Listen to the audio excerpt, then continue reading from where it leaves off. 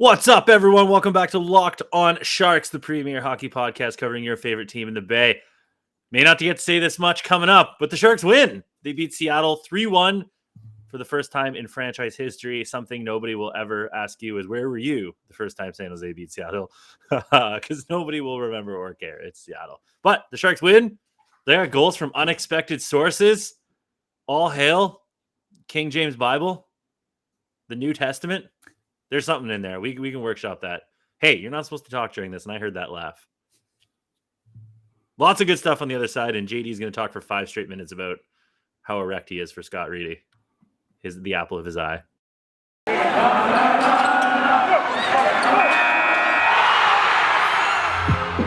You're Locked On Sharks, your daily podcast on the San Jose Sharks.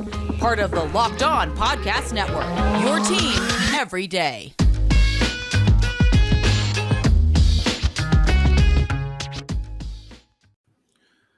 Gambler and his neon claws gave us a note because today's episode is brought to you by Bet Online. Bet Online has you covered this season with more props, odds, and lines than ever before. Bet Online, where the game starts. For the San Jose Sharks, it starts in the second period. I'm your host, Kyle Demetrius. Back with me, as always, is co-host JD, the Lisa Ann to my Madison Ivy. Those are MILF porn star actresses. Got it. A little inside joke for us, for the fans, for the listener. Shout out to that Sharks. We haven't talked since it happened, but shout out to our 1500th follower, which was the mother of one San Jose Shark, which is awesome. Yes. Just preparing the DMs. Actually, we don't need to. Maybe we'll just slide it into her DMs for the brand. Say, hey, what's going on? The Sharks, the Sharky boys won, but there was some news beforehand. Scott Reedy got called up 3 hours before the game. Congrats to him. Yes. But Mario Ferraro, like I said in the moment, broke his leg. Dunzo. His tibia. He is done for, said 6 to 8 weeks, which seems very fast. But I guess once you get the screws in there, it's fine. There's like 7.5 or like 8.5 weeks left. Yeah, I don't think you see him. It's not worth it would be malfeasance yes, to bring him back when you're already eliminated from the playoffs, because don't get it twisted, everybody on the internet. They have a sub 3% chance of making the dance, and their next games are like Colorado, Florida, Nashville, Vegas 3 against LA. It's brutal. It's just they're the worst team they play in the next 8 is the Ducks. Yeah. And they're better than San Jose. So it'll be this is like the Ghana funeral guys coffin. This is that stretch where they'll officially be toast. But so won't make sense to bring Ferraro back. No. There's no point in rushing him back. Conversely, they're getting Erik Karlsson back. Bob talked about how he's skating in practice for the first time Thursday. Yep. And then they have games. They have another back-to-back Saturday and Sunday. So I'm guessing they'll hold him out Saturday and put him in on the second half of the back-to-back just so he doesn't have to play both. But could be back for either. 100% back for one of them because Bob is jonesing to scratch Ryan Merkley. Also, and send him back to the CUDA. And Rudy. Rudolph. He is also on.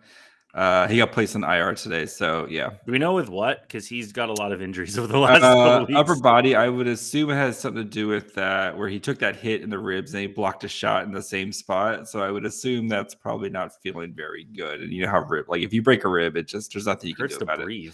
It hurts, yes. So yeah, it's not the best. So poor guy just can't catch a break. No. Poor Rudy. I wish he could stay healthy.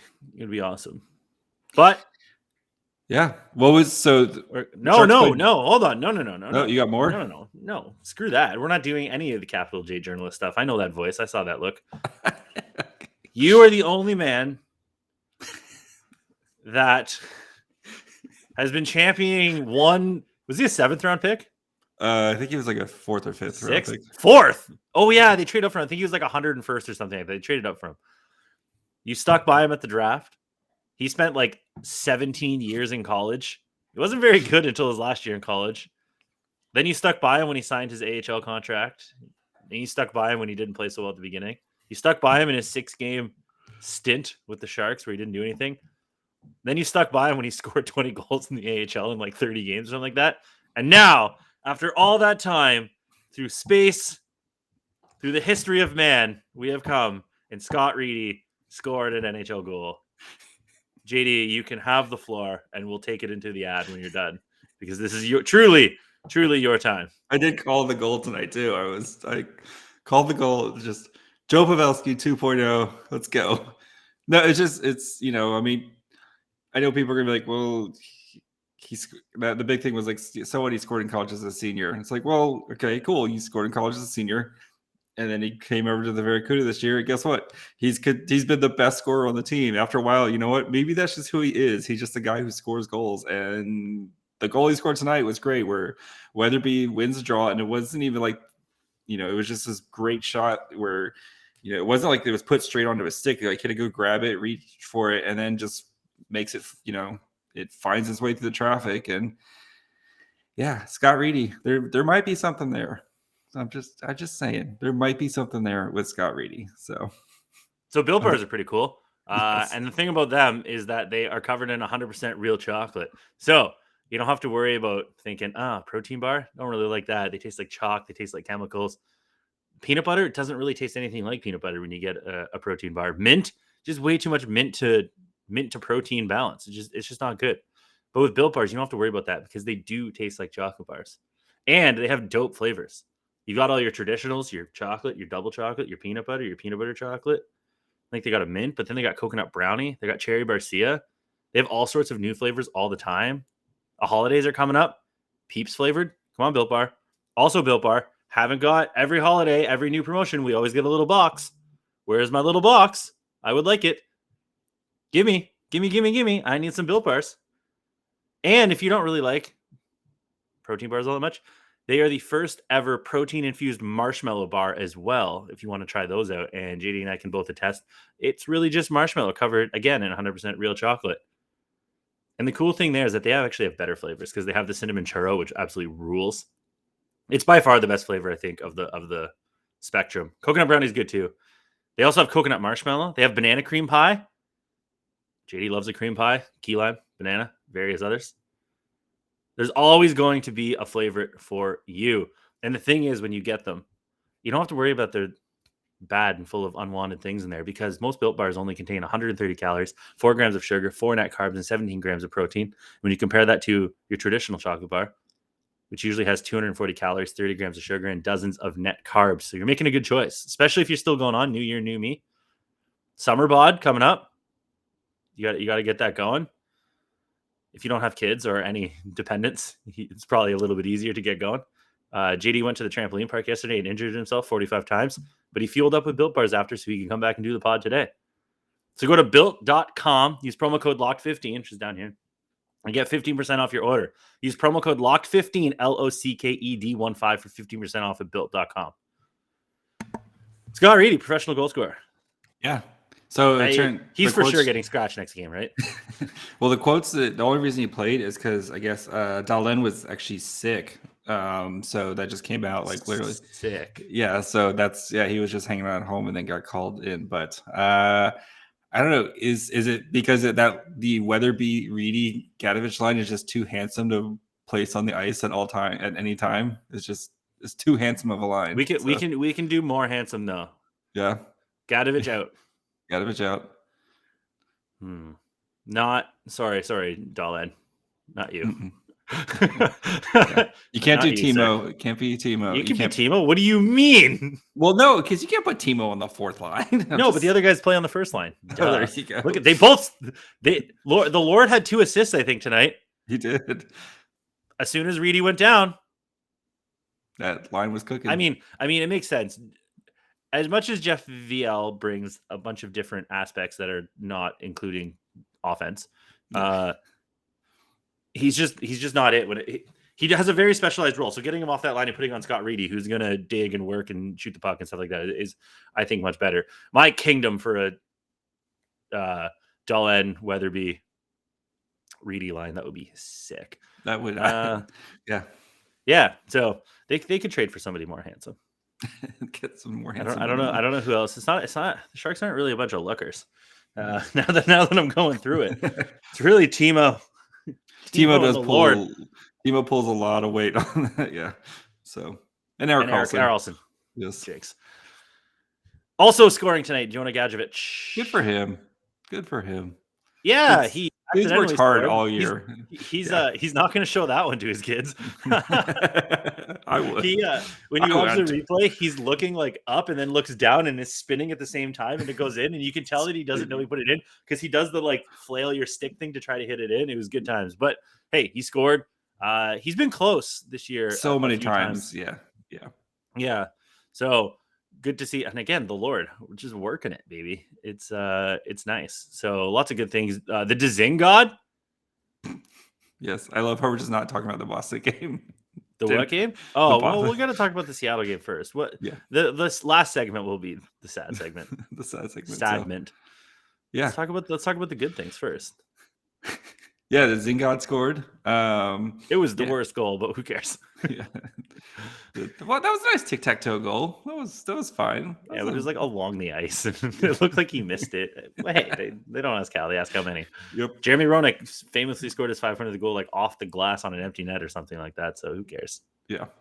It's good. I think that's my big takeaway from the weekend was some of these young guys who've finally gotten a chance to play. And now it's like, hey, look what happens when you like trust, Ryan Merkley or trust, like Weatherby and like let these guys actually play and stuff like that, and not just yank them. Well, we'll get into the Bob and his yanking here in a little bit, I'm sure. But like giving these guys an actual opportunity, like these guys are your future, and even if it's just like third line roles, you need to know if these guys are going to be part of your future or if you're going to have to look elsewhere. And it's there. You have to.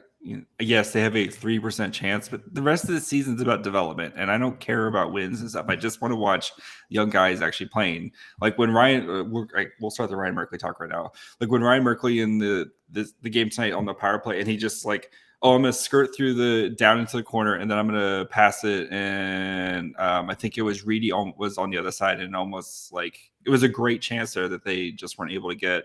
It's like. That's what we need to see. I'm sick and tired of just watching Brent burn bombs from the blue line and hope it goes in. I have breaking news for you. Oh no. We are a MILF-friendly podcast. Yes. It's Scott Reedy's mom's birthday today. Yes. And he scored. Scott Reedy, come on the podcast. Scott Reedy's mom, come on the podcast. This is a real story. Hold on. Okay. So Ryan Merkley, though. Oh my God. That's why Ryan Merkley arguably was the best player on the ice in the Boston Bruins game. Yes. Now it's a little more up and down night on the Kraken game, but like a little bit, but that he's played less than 20 NHL games and he's a defenseman. Like that's gonna happen. And I don't think anything he did directly led to a goal or anything bad per se. There was a power play where he deked out the guy and then lost the handle a bit and went to a Seattle guy. But he, instead of trying to play the guy who got the puck after he lost it, he immediately peeled back and started covering the guy going for a break, and it ended up being nothing. It got broken up. So what do you want to do? So he played Nick Bonino made an awful drop pass on the power play, and Ryan Merkley hustled over to try to keep it in. And it got benched. He gives you a better shot to win than not. He's too offensively gifted, and you can see it. There's a power play where he broke like two dudes' ankles and then got it down in the corner. Like I audibly made a sound when he did that. Like, oh my God, just like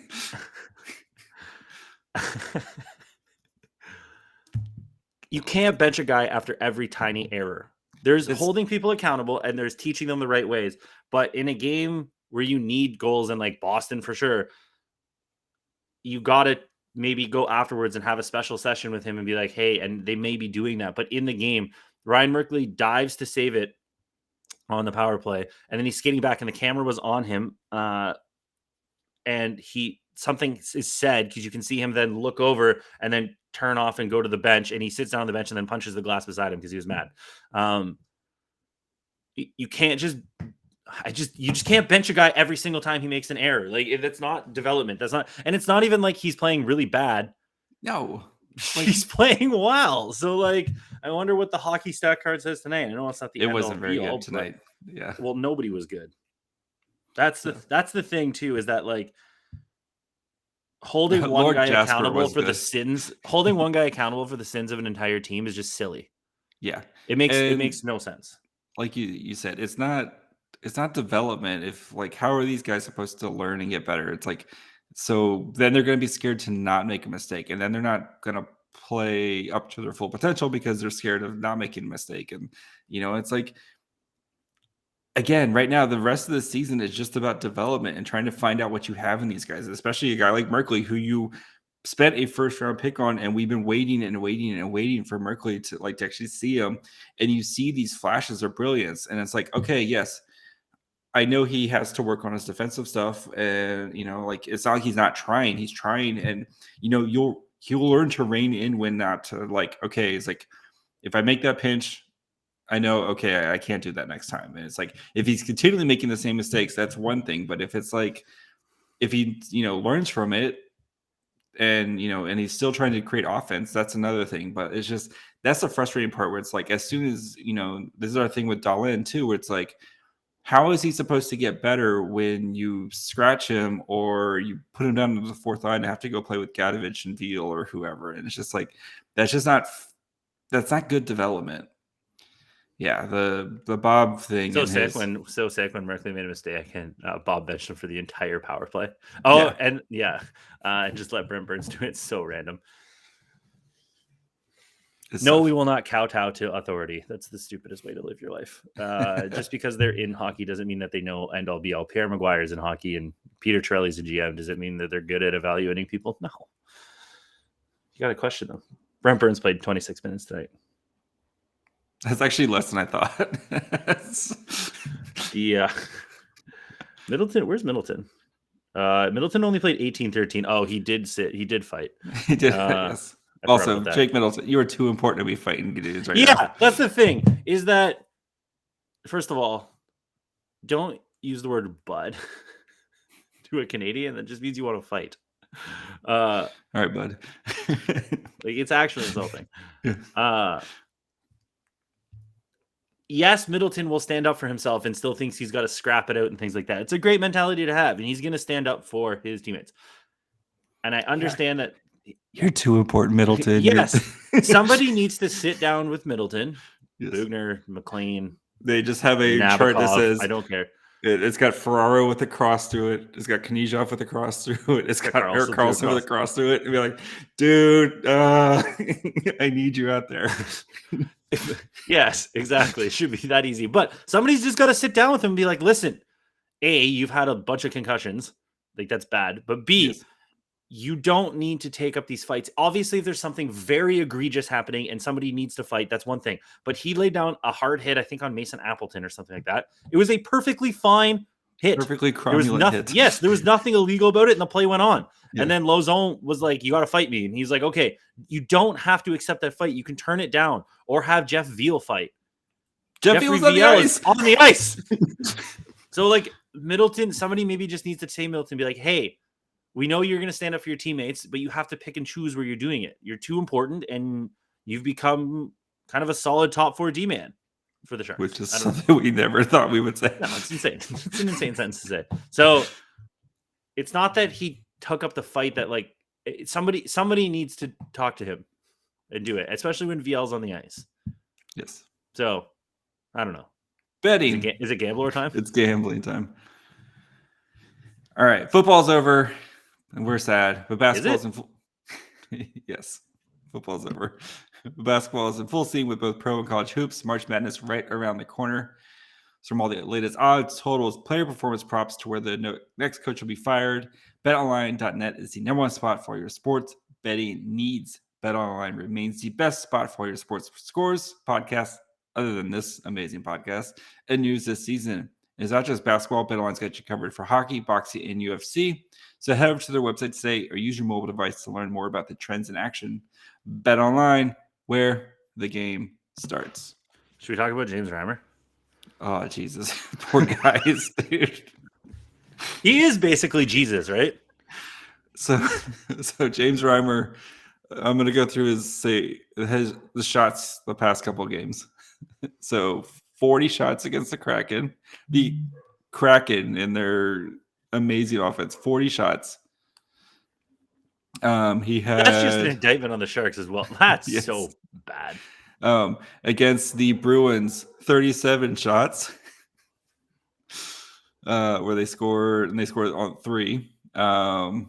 Against the Isles, what was it, 47? And they gave up 47 shots to the Islanders? Hold on. Yeah, 47 shots and then To the Islanders? Yes, to the Islanders. Plus 2 in the shootout as well.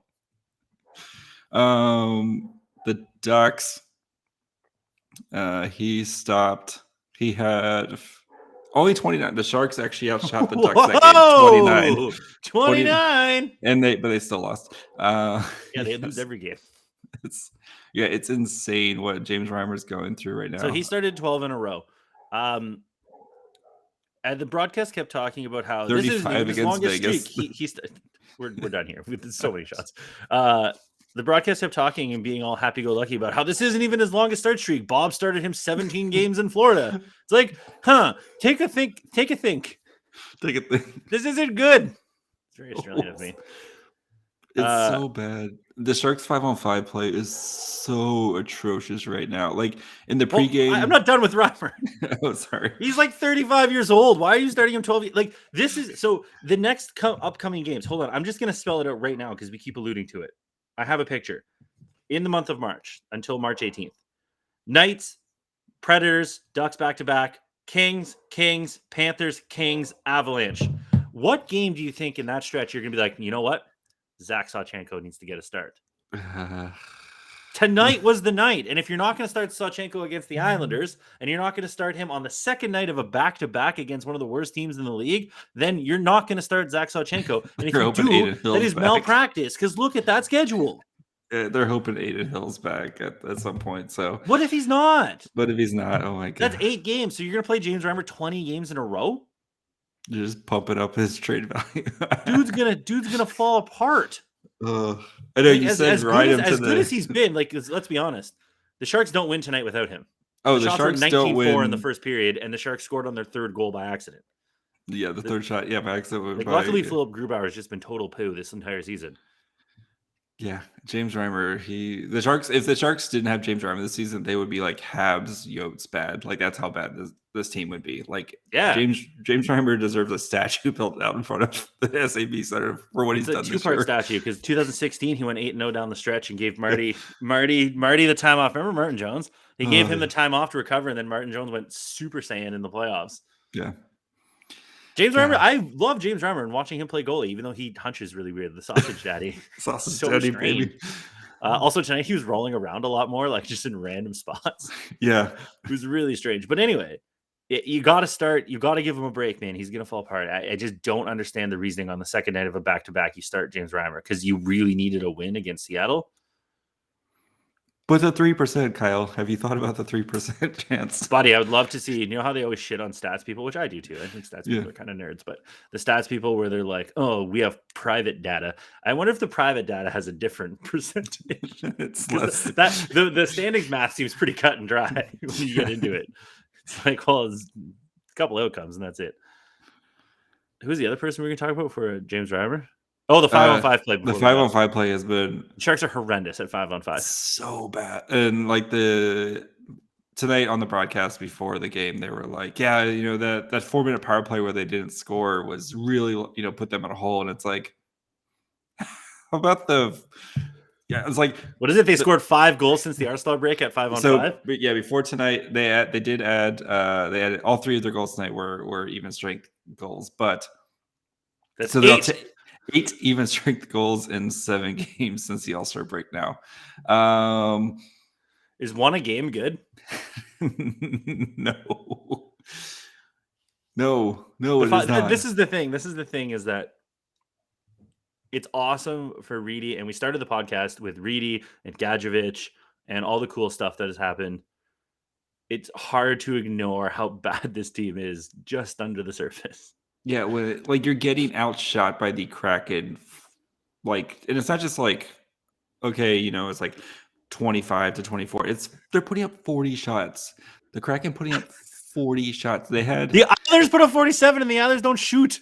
No, the Kraken had in the first period. The Kraken had 31 shot attempts. 31 shot attempps. The shots finished off at 40-24. The Sharks by period went 4-11-9. And against Boston, they had 16 total shots for the game, with the high point being 7 in one period. They had 4 shots in the first period this game. My favorite is like, man, just like all the people's like, this team just can't keep starting like this. It's like, I wonder why they keep starting like this. Starting game seems like a coaching thing, but hey, I'm only 32. What do I know? Boston had they had 48 shot attempts. Boston also had the puck 900% of the time. Yeah, and you could tell they were just like, let's just get out of here after a while. So but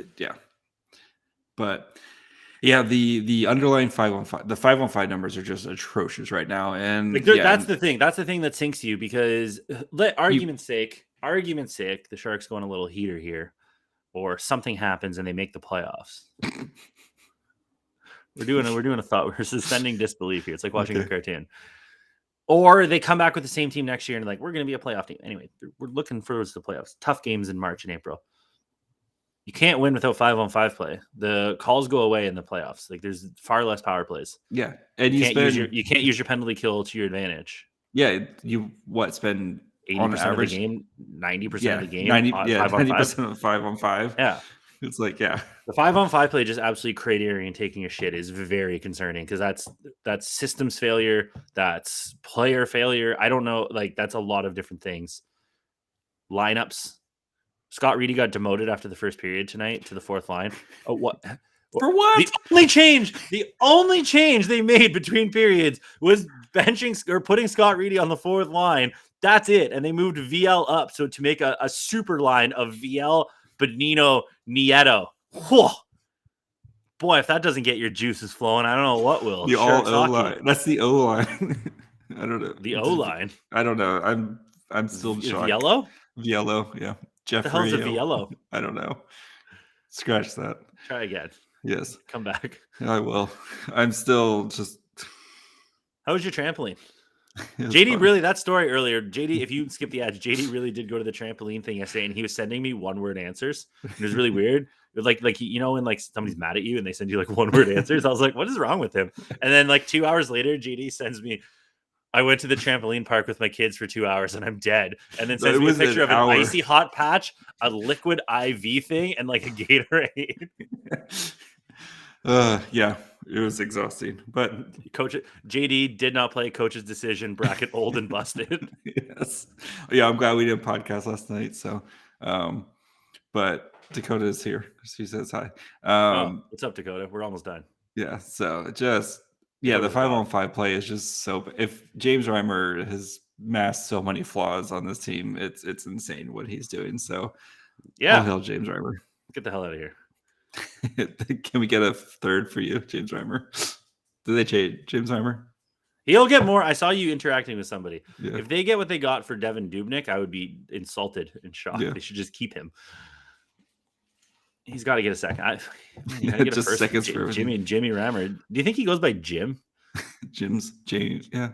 Jim is the short form of James. Yeah, Jimmy. Jimmy's got new shoes. Jimmy's getting upset. Yeah.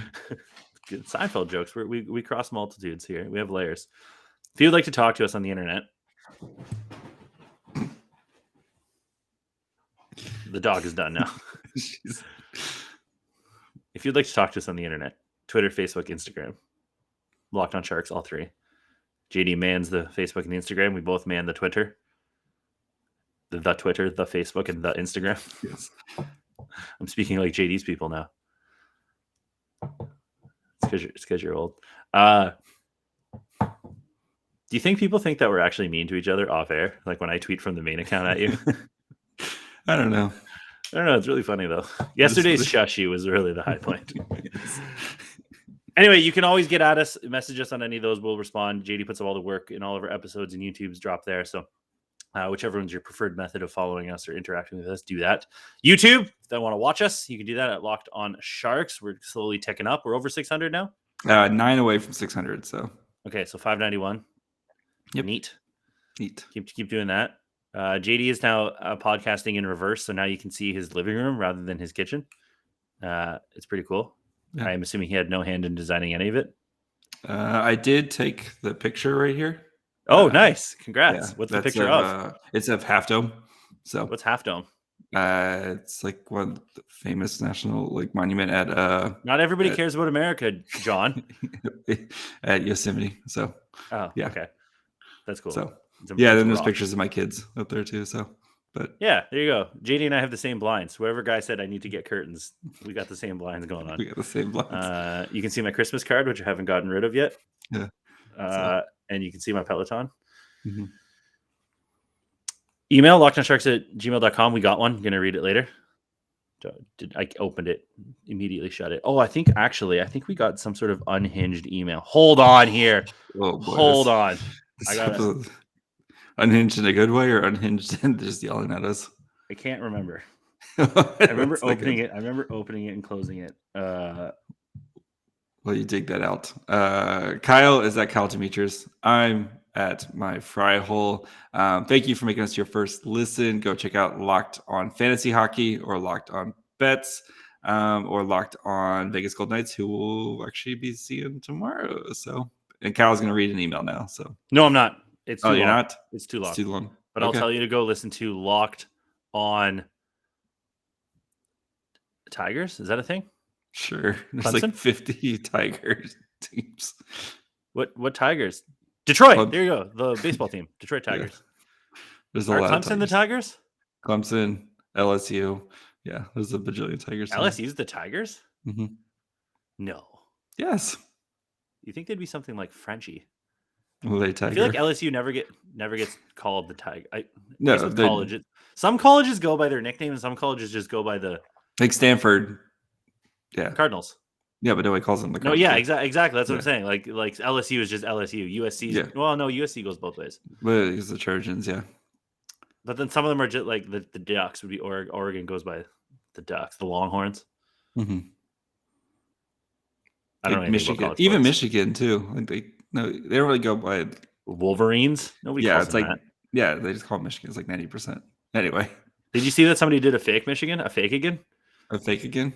It was really cool. I'll send you the video. Anyway, go check it out. And then go check out Locked On Tigers. Baseball, not happening. Nope. Bye, friends. Baseball.